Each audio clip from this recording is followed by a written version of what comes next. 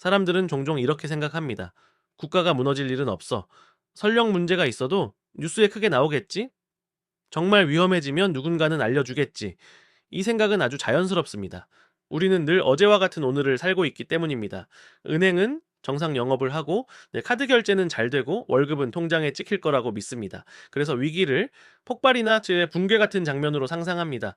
하지만 현실에서 국가와 금융 시스템이 무너질 때는 그런 장면이 거의 없습니다. 위기는 언제나 아무 일도 없는 얼굴로 시작합니다. 오늘도 똑같고 내일도 비슷해 보이는데 어느 순간 뒤를 돌아보면 선택지가 하나씩 사라져 있습니다.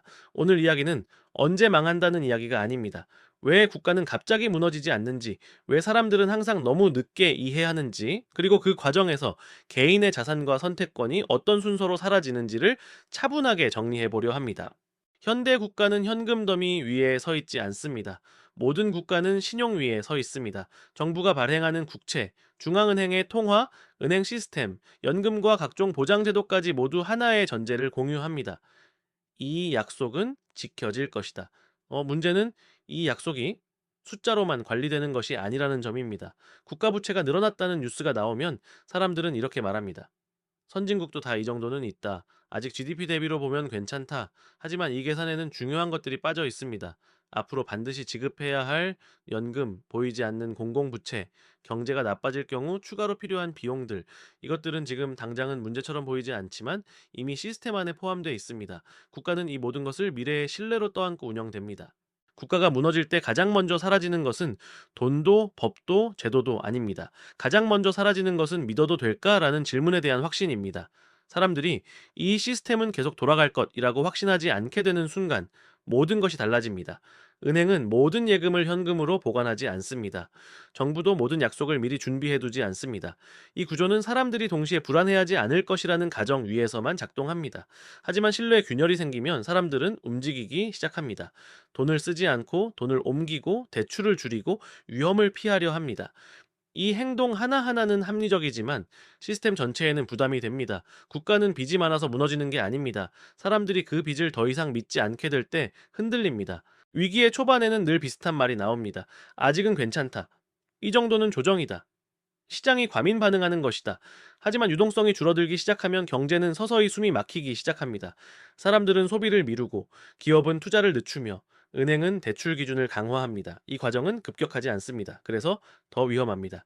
돈이 없는 게 아니라 돈이 돌지 않는 상태가 됩니다. 이때부터 부동산, 금융, 기업이 서로를 끌어내리는 구조가 만들어집니다. 부동산 가격이 흔들리면 가계의 부담이 커지고 그 부담은 금융 시스템으로 돌아갑니다.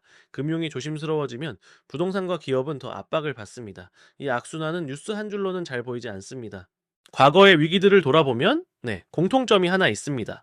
초기에는 항상 별일 아닌 것처럼 보였습니다.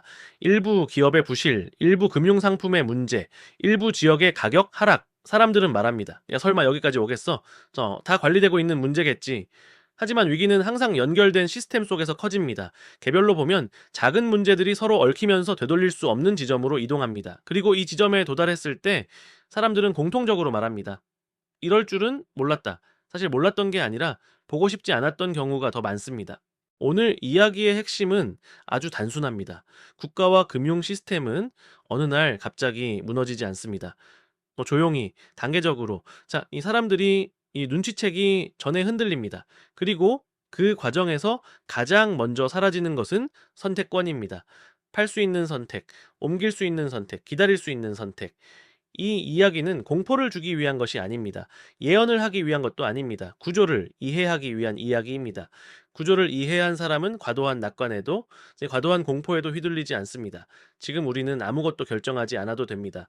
다만 이 구조를 이해할 것인지 아니면 결과만 받아들일 것인지 그 선택은 할 수 있습니다.